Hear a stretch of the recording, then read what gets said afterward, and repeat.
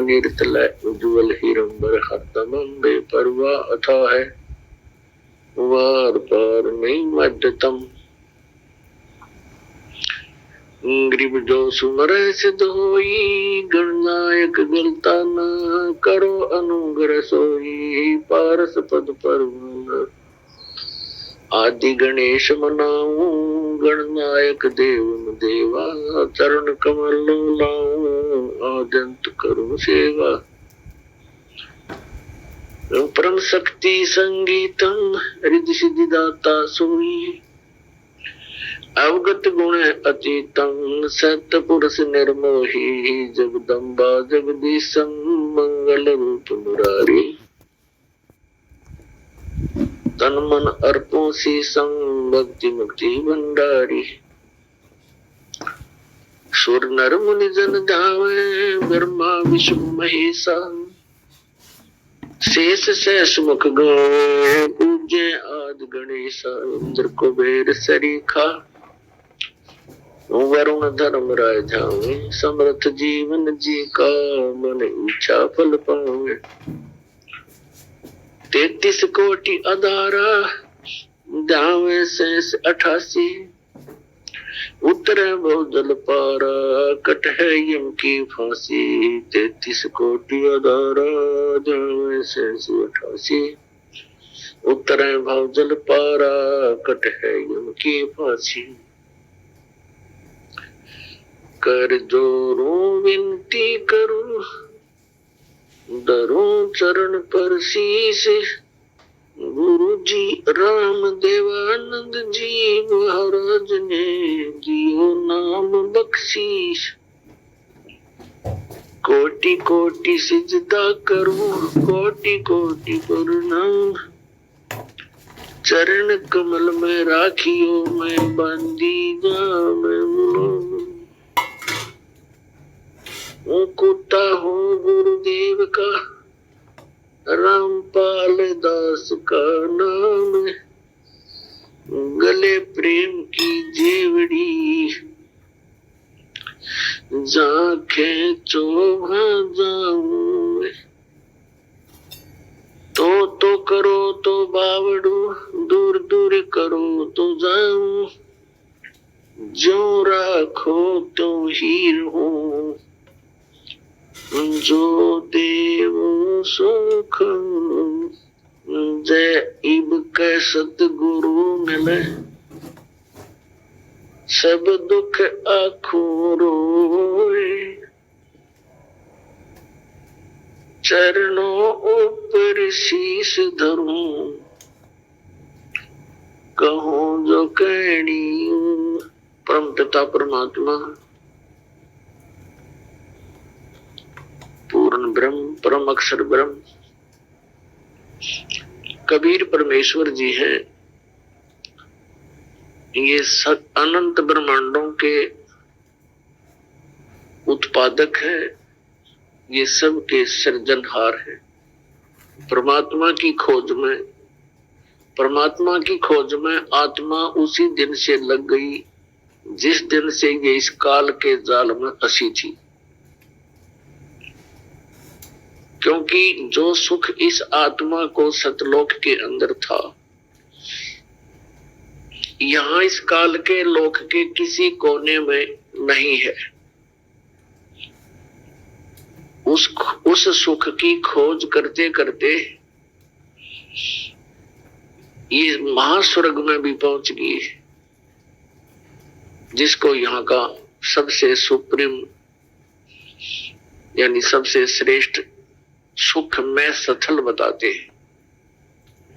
वहां भी वो सुख नहीं है, वहां भी ऐसे ही आग लगी है जैसे इस पृथ्वी पर है। वहां पर भी वही प्राणी है जो यहाँ शुभ कर्म करके अच्छी भक्ति करके इस काल के सतर की और वहां पहुंच गए, वहां उनको अच्छी पोस्ट मिल गई, देव शरीर प्राप्त हो गया, वहां का जो सुंदर शरीर है। और जो यहाँ राग द्वेष, ये काम क्रोध, मोह, लोभ, अहंकार, ये सारे विद्वान हैं, खचाखच बने हम ऊपर के लोगों के में रहने वाले प्राणियों में। तो वहां भी ये ऐसे ही अपना टाइम पास करके फिर नरक में चले जाते हैं। नरक का समय पूरा करके फिर ये 84 लाख योनियों में भटकते रहते हैं। पुण्यात्मा परमात्मा पाने के जो साधन है वो भिन्न भिन्न नहीं है, एक ही मंत्र है, एक ही विधि है,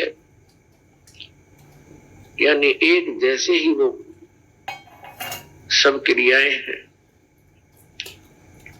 और हम परमात्मा पाने के लिए कोशिश करते करते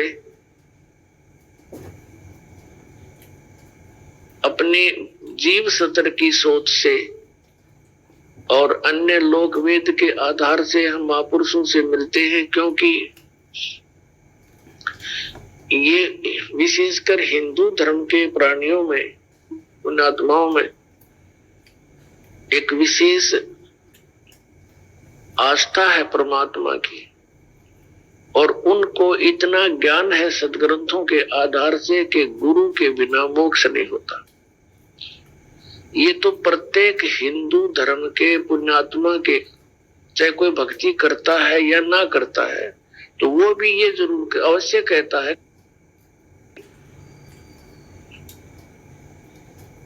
तो ऐसी व्यवस्था अन्य किसी भी धर्म में नहीं रही। जैसे सिख धर्म के अंदर गुरु परंपरा थी, लेकिन बाद में वो केवल गुरु ग्रंथ साहिब को ही गुरु मानकर अपना अध्यात्म क्रियाएं करने लगे। लेकिन वक्त गुरु का होना अनिवार्य है।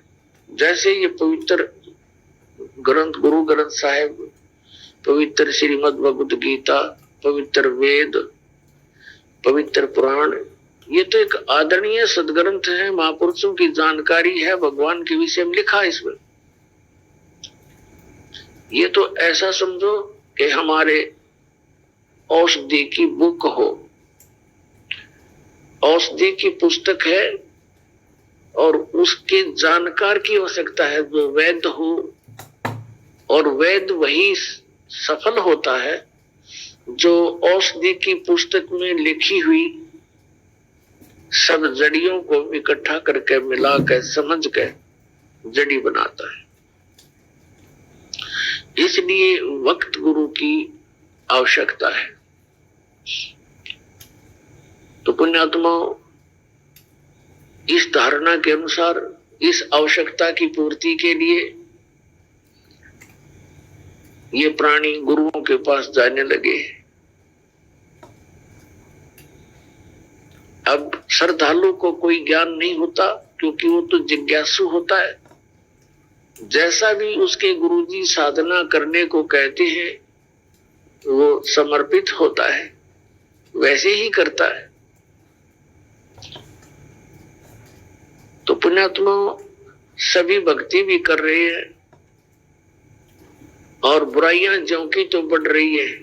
काम, क्रोध, लोभ, मोह, अहंकार, किसी के अंदर भी कमी नहीं बनी।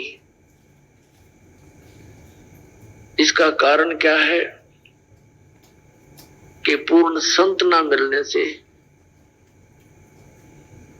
तो कभी भी ये शांति इस समाज में, इस लोक में नहीं हो सकती। 600 वर्ष पहले परमात्मा आए थे, स्वयं एक संत की भूमिका करके चले गए, और साथ में एक जुलाहे का कार्य भी किया करते थे, ये प्रमाणित करने के लिए कि वही परमात्मा पाने के लिए, क्योंकि उसमें भ्रम फैला हुआ था कि ब्राह्मण वर्ग ही भक्ति के अधिकारी हैं।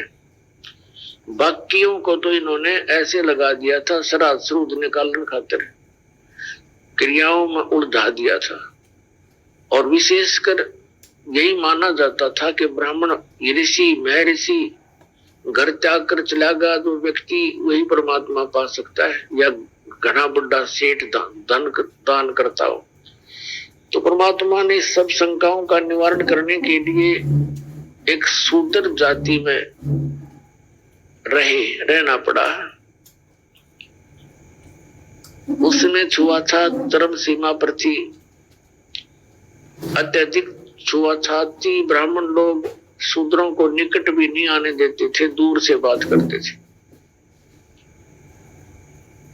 और उस समय परमात्मा एक दुल्हा जाति के अंदर रहे। वैसे तो उनका जन्म नहीं हुआ था, सतलोक से आए थे, सहशरीर आए थे। एक नवजात शिशु का रूप धारण किया था कमल के फूल पर, बाहर एक तालाब सरोवर के अंदर। वहां से एक नीरू नीमा नाम के दुल्हा दंपति उठा ले गए थे और वहां परमात्मा की परवरिश लीला होने से और फिर दुल्हाए का कार्य करते हुए जनता को ज्ञान भी देते थे, भक्तों को यथार्थ ज्ञान समझाते थे, सूक्ष्म वेद का प्रचार करते थे। वो यही हमें ये प्रमाणित करने आए थे, एक उदाहरण देने आए थे कि परमात्मा पाने के लिए जाति और धर्म और कर्म, यानी जैसे कोई ज्यादा बड़ा सेठ यानी धन अधिक या कम, ये इसके लिए कोई मायने नहीं रखता। गुरु पूरा हो और शिष्य सूरा हो, सूरमा। सूरमा का अर्थ है कि इस भक्ति मार्ग पर जो प्राणी लगता है तो उसकी सब क्रियाएं अन्य संसारिक व्यक्तियों से भिन्न होती है, तो उसमें हमारा समाज बाधा करता है।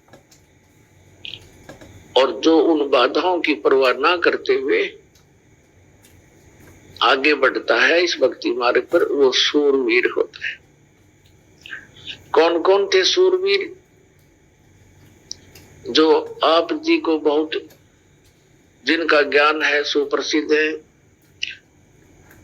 धरु थे सूरवीर, प्रहलाद थे सूरवीर, और मीराबाई थी सूरवीर, और स्वयं परमात्मा तो वो मालिक थे ही थे। वो तो सूरवीरों के सूरवीर और सब भगवानों के भगवान कबीर परमेश्वर जी। और अब वर्तमान में ये दास देख रहा है कि मेरे इस परमात्मा के ज्ञान से परिचित इस दास के अनुयायी ये सूरवीर है।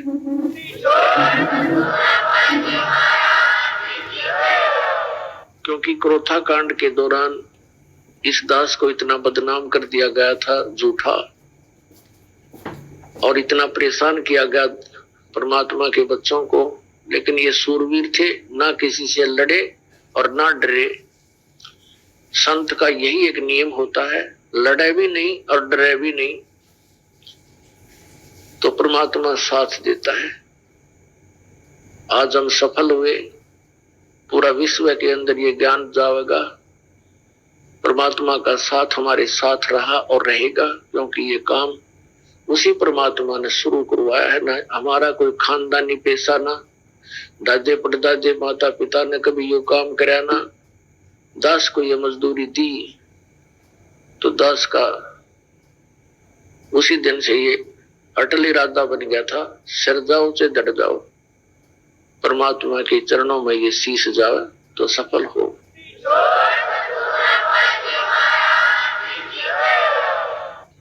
हरिदानंद के चेले ने कहे, रामपाल ने वैदिक रीति से वेद नहीं पढ़े, ये दानंद तुमने पढ़ रखे वेद काट दी टाट, ज्ञान भर दिया, कख भी नहीं पता इन लोगों को।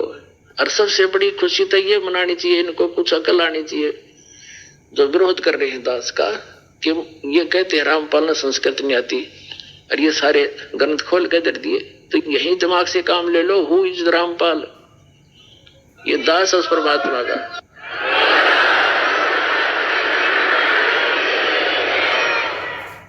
ये रामपाल दास उस परम पिता का, उस परमेश्वर कबीर देव का दास है। उसकी दी हुई बुद्धि से सब संत ग्रंथों को समझा है। कहते 9 मन सूत उड़ जिया, ये ऋषि रहे झकमार, और सतगुरु यानी तत्वदर्शी संत ईसा सुलझा दे। उड़ जाए दूसरी बार, अब ईसा सुलझा दिया है। इस कलयुग में नहीं उड़ सकता है। अब ये थोड़े से दिन में ये ट्या ट्या करने वाले हैं ना विरोधी, सिर पटक कर बैठ जाएंगे, जनता इन्हें बोलने नहीं देगा। बच्चा बच्चा भी बस चुप हो जाओ, तेरे दिन सुन ली तुम्हारी ये बकवाद है। अरे सामने प्रमाण दिखा रहा है, दास ने गला पड़ा दिया और जेल तक जा लिया इस सच्चाई को ऊपर लाने के लिए, और ये फिर भी बकवाद कर रहे हैं। इस दास ने तो न्यौछावर कर रखा है जीवन परमात्मा के लिए। परमात्मा के बच्चों तक इस तत्व ज्ञान को पहुंचा कर छोड़ूंगा, चाहे कुछ भी बीतो मेरे साथ।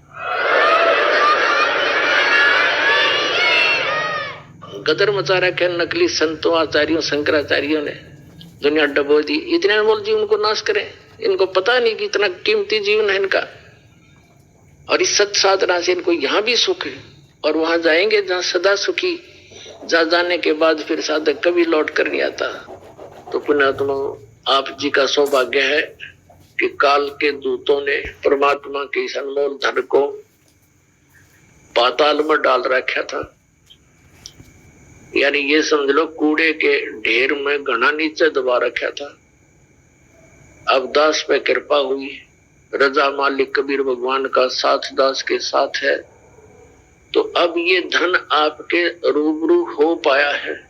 इतने संघर्ष के बाद सन 1994 में दास को परमात्मा ने आदेश दिया था, गुरुदेव ने, दीक्षा उपदेश और सत्संग करने का, और आज सन 2012 हो गया, लगभग 18 वर्ष हो गए संघर्ष करते ने।